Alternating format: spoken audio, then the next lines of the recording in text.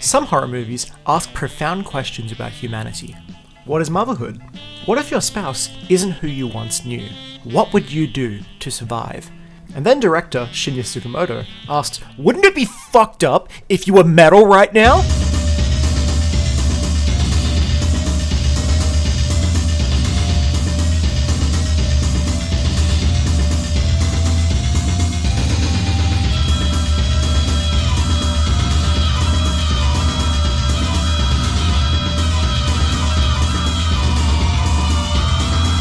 Tetsuo the Iron Man is a triumph of psychosexual cyberpunk body horror madness. It was made on a shoestring budget using literal scraps from a local metal workshop in Japan, and it still looks phenomenal today. It features inventive special effects, creative camera work, and a destroyed apartment that the director certainly did not get his bond back from. And I want to talk about this 1989 Japanese masterpiece. The greatest strength of Tetsuo is its breakneck pacing, which might sound bizarre coming from a movie that features transhumanist horrors beyond your comprehension. But at a brisk hour and 7 minutes, this movie avoids becoming stale, and that would have been its death knell. Something is always happening in this film, whether that's a salaryman being stalked by someone he killed, sexual escapades from uninhibited characters, or two consciousnesses merging into one all-powerful being. Like many of my favourite movies, Tetsuo is a kind of intertextual tapestry. Tetsuo makes David Lynch look like a damn prude, but the aesthetic similarities between this and Eraserhead are undeniable. Where that film is considered and bleak, Tetsuo is energized and chaotic. Every shot is an experiment. There are also favourable allusions to the work of David Cronenberg, a la The Disfigurement of the Fly, and the technology-induced madness of Videodrome. The line between human and machine gets blurred further by Akira, which released in Japan just the year before. All-powerful characters wreak havoc on the meek. What makes Tetsuo so charming is how it has similarly lofty ambitions to Akira with its world-conquering, superpowered characters, but it has a fraction of a fraction of a fraction of its budget. The film was shot giallo style. That means the entire film is dubbed. All the sound effects, the dialogue, the diegetic sound is recorded after the fact. Consider this scene. This couple has just finished being intimate, and the salaryman makes some breakfast for his girlfriend. The sound design here is exaggerated. The man's sighs and moans are jarring. The sound of a fork scraping against a metal pan is way louder than you'd expect. The metallic sound design doesn't end there.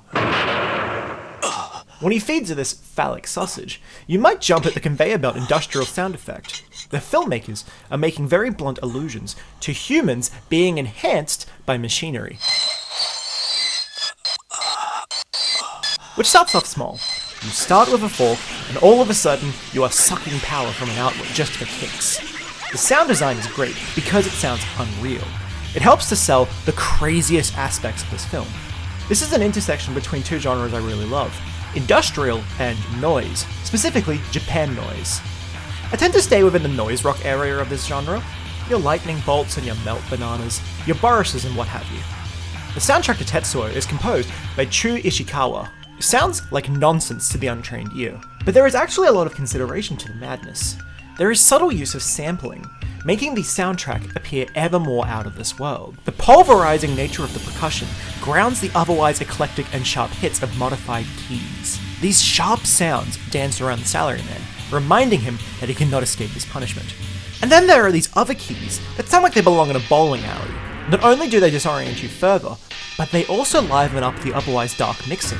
The noisy haze from the guitar transports you to the world of the film. As grainy as the 16mm is, so is the guitar distortion in the mix.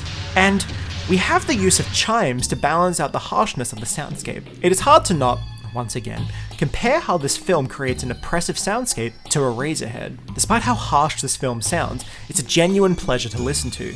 Even though this is just the score, I think that there is genuinely some fantastic songwriting to be found in here.